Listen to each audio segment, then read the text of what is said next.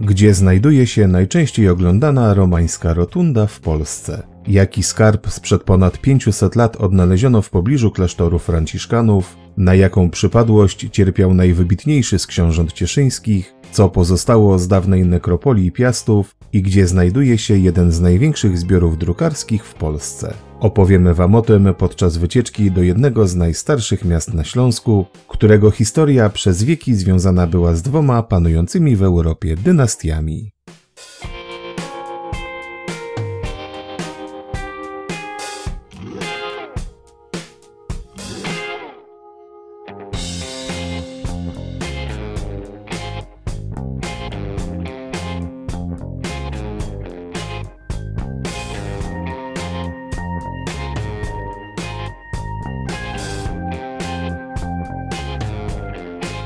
Zapraszamy Was dziś na wycieczkę do jednego z najstarszych miast na Śląsku, które przyciąga turystów piękną architekturą i znanymi zabytkami. Odwiedzamy dziś położone w województwie śląskim Cieszyn. Miasto, które ma do zaoferowania mnóstwo atrakcji, tak że nawet najbardziej wybredny turysta znajdzie tu coś dla siebie. My postanowiliśmy wybrać się na wędrówkę szlakiem cieszyńskich Naj, na którym znajdują się najciekawsze naszym zdaniem zabytki. Sprawdźcie z nami, jakie atrakcje warto zobaczyć w Cieszynie.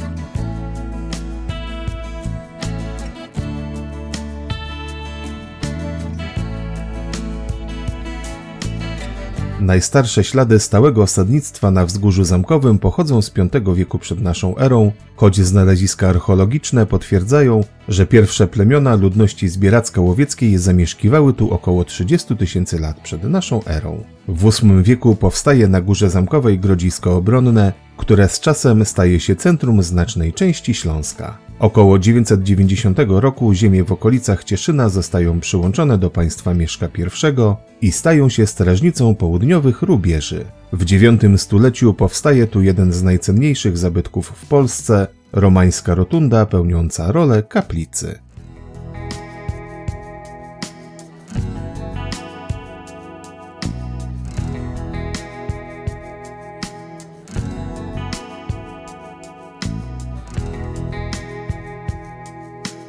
Romańska rotunda pod wezwaniem świętego Mikołaja i świętego Wacława z XI wieku wpisuje się w liczną grupę podobnych kościołów grodowych znanych z terenów Czech i Moraw. Zbudowana została z kamienia łupanego i ciosów wapiennych na planie koła z półkolistą apsydą. Początkowo rotunda spełniała funkcję ośrodka administracji kościelnej cieszyńskiej kasztelanii oraz była kościołem parafialnym. Do czasu budowy gotyckiego zamku była również miejscem ostatecznej obrony. Niewielka przebudowa kościoła nastąpiła w XIV wieku, kiedy to włączono go w system fortyfikacji zamkowych. Znacznych przekształceń dokonano dopiero w XIX wieku w związku ze zmianą charakteru siedziby na pałacyk myśliwski. W 1941 roku władze niemieckie rozpoczęły na wzgórzu prace archeologiczne i restauracyjne, kontynuowane po wojnie przez polskich konserwatorów. Dzięki nim możemy dziś oglądać budowlę w jej pierwotnym romańskim charakterze. Jest ona również najczęściej oglądaną rotundą w Polsce, bo robimy to wszyscy za każdym razem, gdy wyciągamy z portfela 20-złotowy banknot.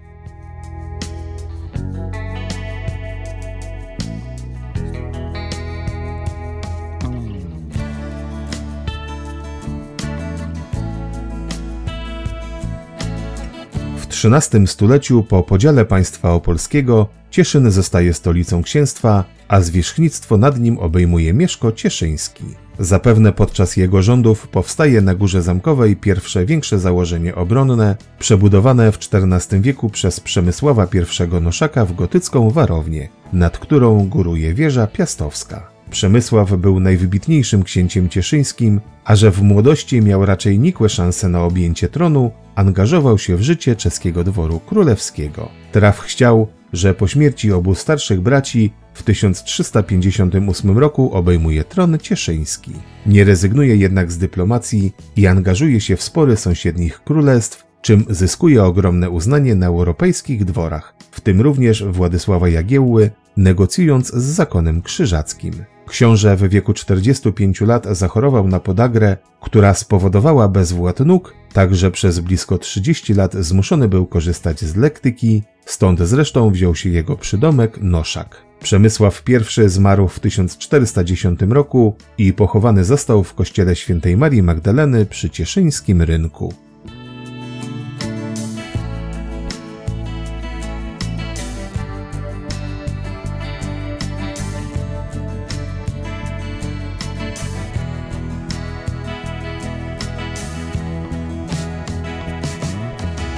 W XV wieku zamek był już potężną warownią, co zdaje się potwierdzać fakt pomieszczenia ponad 2000 rycerzy ze służbą, którzy towarzyszyli Elżbiecie Rakuszance, narzeczonej Kazimierza Jagiellończyka, zmierzającej na Wawel. Prezentował klasyczny przykład trójczęściowego założenia obronnego z reprezentacyjno-mieszkalnym zamkiem wysokim, silnie umocnionym zamkiem średnim i gospodarczym przedzamczem.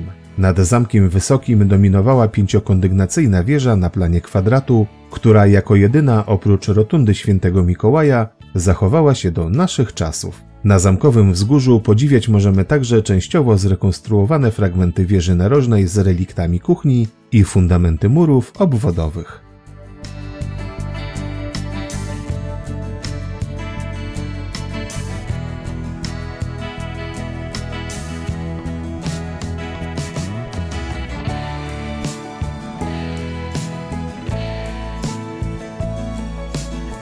Pożary na przełomie XV i XVI stulecia zmuszają książąt cieszyńskich do przekształcenia budowli. Zamek przetrwał w dobrym stanie do wojny 30-letniej oraz walk pomiędzy katolikami i protestantami w połowie XVII wieku. W 1625 roku umiera bezdzietnie ostatni z cieszyńskich piastów Fryderyk Wilhelm, a w 1653 jego siostra Elżbieta Lukrecja, kończąc tym samym najdłużej panującą linię piastów na Górnym Śląsku. Warownia na Górze Zamkowej jako lenno królów czeskich przechodzi w ręce Habsburgów.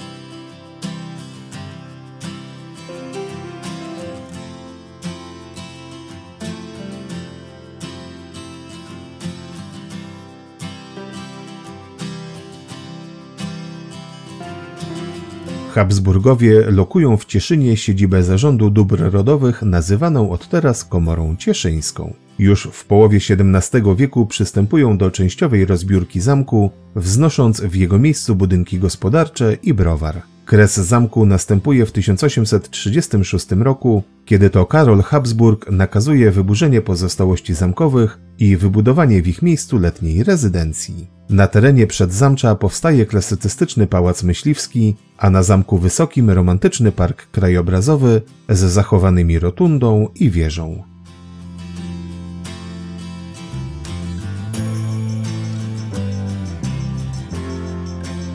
Jeśli podoba Ci się nasz film, proszę zostaw łapkę w górę oraz rozważ subskrypcję kanału i włączenie powiadomień.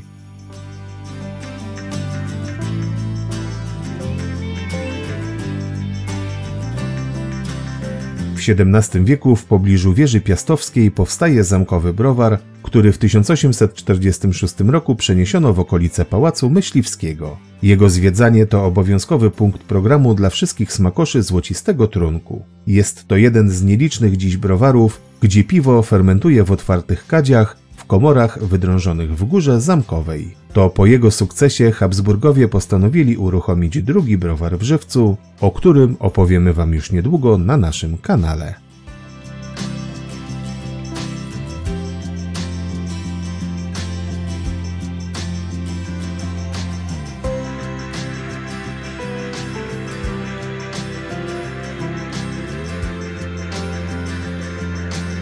Pałac Myśliwski Habsburgów jest typowym budynkiem klasycystycznym, postawionym na planie litery T. Pomimo reprezentacyjnego przeznaczenia pełnił głównie funkcje administracyjne i kulturalne. Organizowano tu koncerty i spektakle teatralne, a także wystawne przyjęcia i bale. Ich uczestnikami byli m.in. cesarz Wilhelm II i prezydent Republiki Weimarskiej marszałek Paul von Hindenburg. Po zakończeniu I wojny światowej Habsburgowie utracili majątki na Śląsku Cieszyńskim, a Pałac Myśliwski stał się siedzibą Rady Narodowej Księstwa Cieszyńskiego, pierwszej polskiej władzy na tych terenach.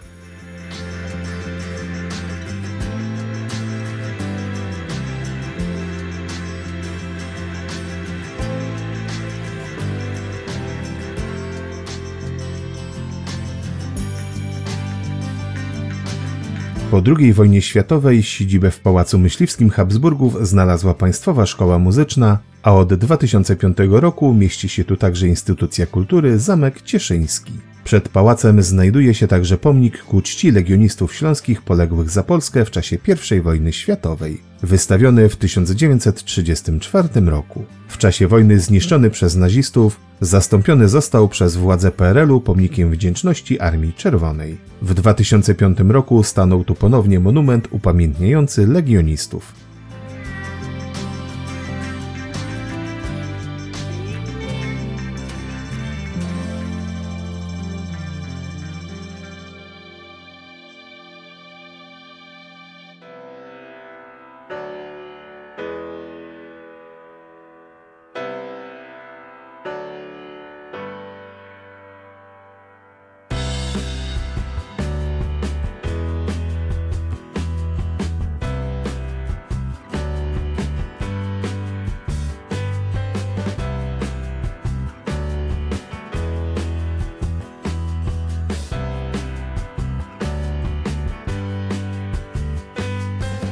Cieszyn jest jednym z najstarszych miast na Śląsku. Legenda głosi, że założyli go w 810 roku trzej bracia, synowie czeskiego księcia Lecha, Bolko, Leszko i Cieszko. Po długiej wędrówce spotkali się tu u źródła, nazwanego później studnią trzech braci, i ciesząc się tym faktem założyli gród Cieszyn. Najstarsza wzmianka o mieście znajduje się w bulli papieża Hadriana IV, gdzie jest on wymieniany wśród innych grodów kasztelańskich na Śląsku, ale nie ulega wątpliwości, że takie funkcje pełnił już w końcu X wieku, w czasach państwa pierwszych Piastów.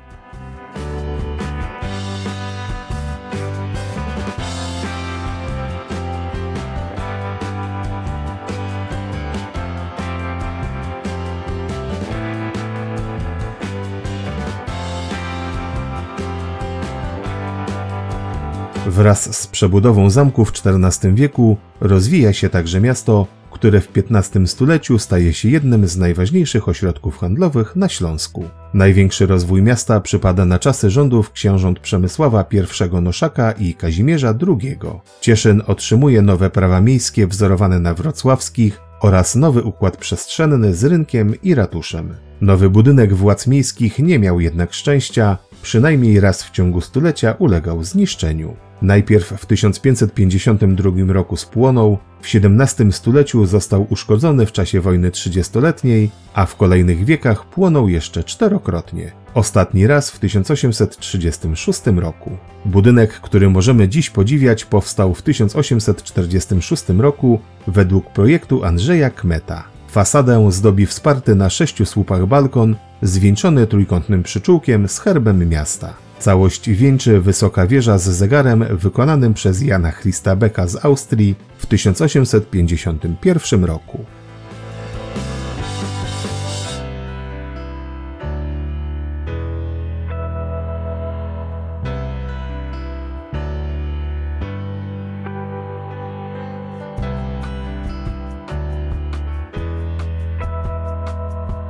Nowy rynek w Cieszynie powstał pod koniec XV wieku za czasów Kazimierza II, jednak już 50 lat później, po pożarze miasta, powstała nowa murowana, renesansowa zabudowa. Kolejny pożar w XVIII stuleciu wymusił kolejne przebudowy, tym razem w stylu barokowo-klasycystycznym.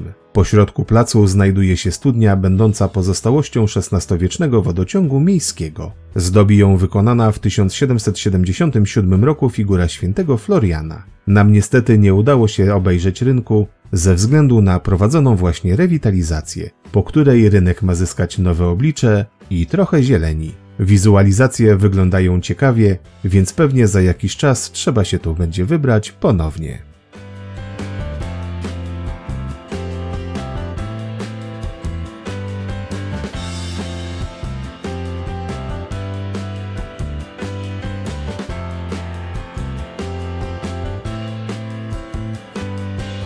Z rynku warto udać się także na krótki spacer po Starym Mieście, w którym znajdziecie niejednokrotnie prawdziwe perełki. Warto zwrócić uwagę na niewielki klasztor i kościół franciszkanów przy ulicy Szerokiej, w pobliżu którego znaleziono podczas prac archeologicznych dużą ilość średniowiecznej ceramiki i najstarsze w Cieszynie jajko kurze, bo liczące ponad 500 lat. Na Starym Targu znajdziecie także najstarszą cieszyńską rzeźbę kamienną, pochodzącą z 1370 roku Madonnę z Dzieciątkiem. Wprawdzie to tylko wierna kopia dzieła wykonanego przez Piotra Perella, znanego praskiego architekta i rzeźbiarza, ale oryginał znajduje się w Cieszyńskim Muzeum.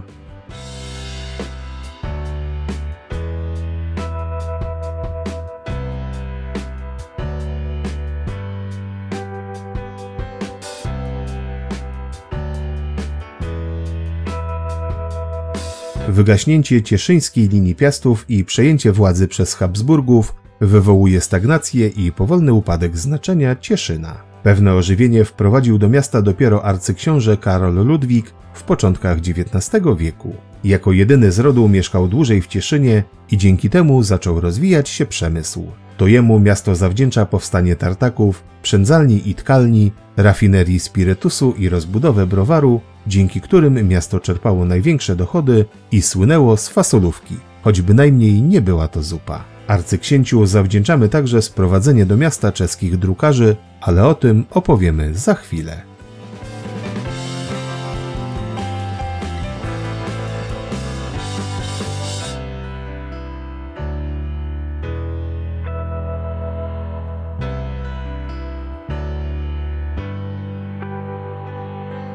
Habsburgowie zarządzali miastem do końca I wojny światowej, po której księstwo cieszyńskie stało się terytorium spornym pomiędzy Polską a Czechami. Doprowadziło to nawet do wybuchu w 1919 roku wojny polsko-czeskiej.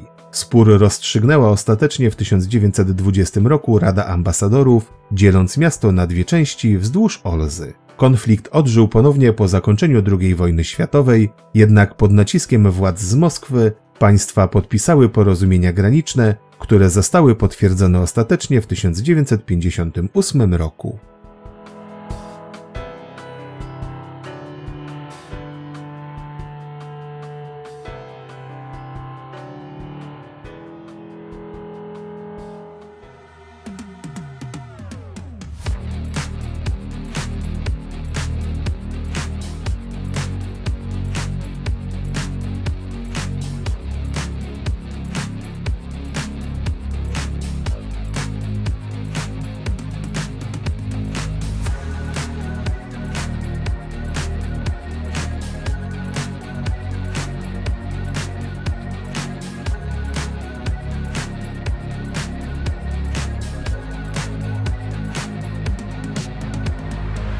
Historia drukarstwa w Cieszynie rozpoczyna się w 1806 roku, gdy do miasta wraca po 20 latach nauki zawodu w Pradze Tomasz Prochaska. Uruchamia on tu pierwszą drukarnię i zapoczątkowuje trwającą 132 lata historię cieszyńskich drukarzy. Zakład rozwija się szybko, oferując klientom we własnej księgarni literaturę piękną, modlitewniki i śpiewniki, poradniki praktyczne i gospodarcze oraz różne kalendarze. W 1848 roku Prochaskowie rozpoczynają druk pierwszej gazety w języku polskim, Tygodnika Cieszyńskiego. Powstaje także filia w Bielsku, a przedstawicielstwa w Wiedniu i Lipsku rozprowadzają cieszyńskie wydawnictwa po całym cesarstwie. Cieszyńska drukarnia, która w 1883 roku otrzymała tytuł Cesarsko-Królewskiej Drukarni Nadwornej i Wydawnictwa, jest jedną z największych w monarchii.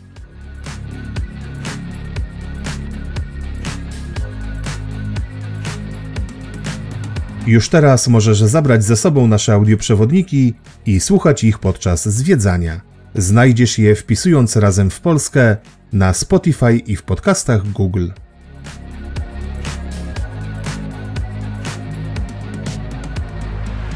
Jej kolejni właściciele zawsze starali się iść z postępem czasu i nabywali najnowocześniejsze maszyny drukarskie, a drukarze zatrudnieni w niej należeli do elity w swym zawodzie. Sukces Prochasków przyciąga do zawodu kolejnych chętnych do tego stopnia, że na przełomie XIX i XX wieku działało w Cieszynie już kilka drukarni. U schyłku istnienia monarchii austro-węgierskiej Cieszyn był wiodącym ośrodkiem drukarskim, znanym i oferującym swe usługi daleko poza krajami europejskimi. Największa drukarnia Prochasków zatrudniała w owym czasie około 500 pracowników, a stałe dochody zapewniała wielu innym mieszkańcom. Wybuch I wojny światowej, podział Śląska Cieszyńskiego i kryzys lat 30. XX wieku niekorzystnie wpłynęły na drukarnie, które musiały mierzyć się z narastającymi trudnościami. Nie ominęło to także Prochasków, którzy ostatecznie w 1938 roku bankrutują i zamykają drukarnię.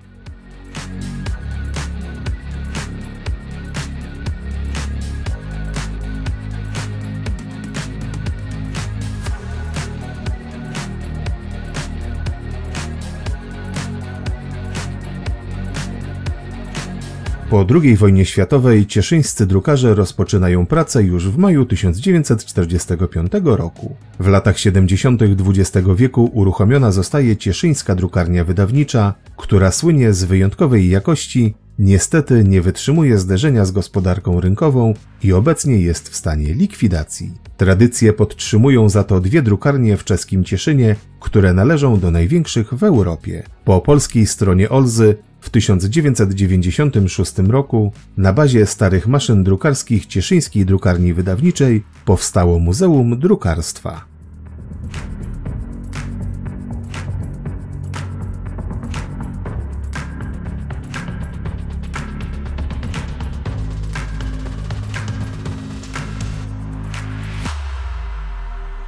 Od tego czasu muzeum systematycznie powiększa swoje zbiory i dziś w odremontowanym budynku możemy podziwiać jeden z najlepiej zachowanych i najpełniejszych typograficznych zbiorów drukarskich. Muzeum w Cieszynie to miejsce magiczne, w którym przechował się klimat z dawnych czasów. Znajdziecie tu w pełni zachowaną typograficzną drukarnię z całym bogactwem czcionek, matryc, klisz chemograficznych i drzeworytniczych, urządzeń i maszyn odlewniczych, urządzeń drukujących, pras dociskowych i urządzeń introligatorskich. A zwiedzanie muzeum z przewodnikiem to prawdziwa podróż w czasie do lat, gdy o książki się dbało i niezwykle ceniło.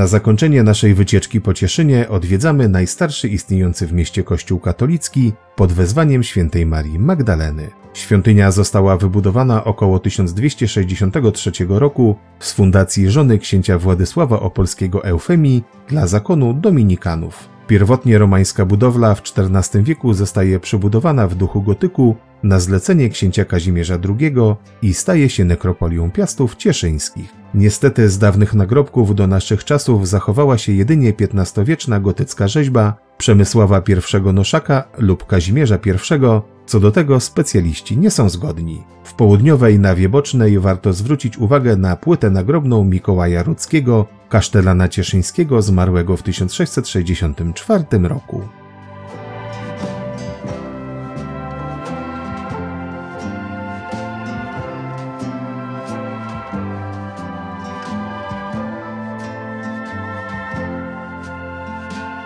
Podczas reformacji kościół na 75 lat trafia w ręce protestantów. Dominikanie wracają tu w 1611 roku i zarządzają kościołem do 1789, kiedy po pożarze miasta klasztor zostaje zlikwidowany, a dominikanie opuszczają Cieszyn na zawsze. Kościół zostaje odbudowany z wykorzystaniem średniowiecznych murów, zyskuje jednak charakter barokowo-klasycystyczny, który zachował do dziś.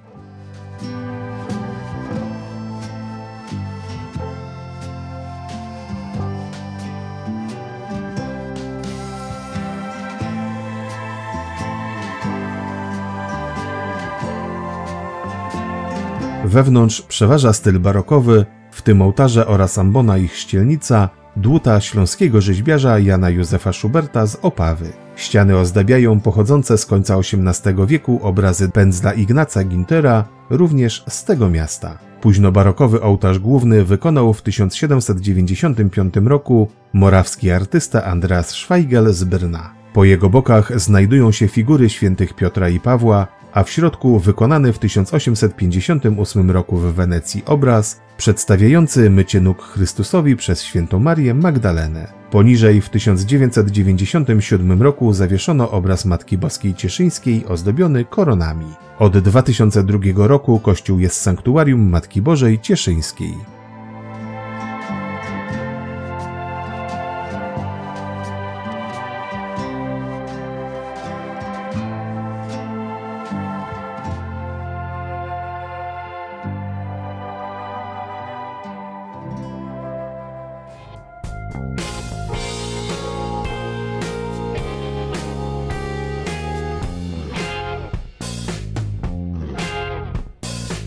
Dziękujemy, że obejrzeliście cały film. Proszę zostawcie łapkę w górę, piszcie w komentarzach o waszych wrażeniach, podzielcie się nim ze znajomymi i pamiętajcie o subskrypcji.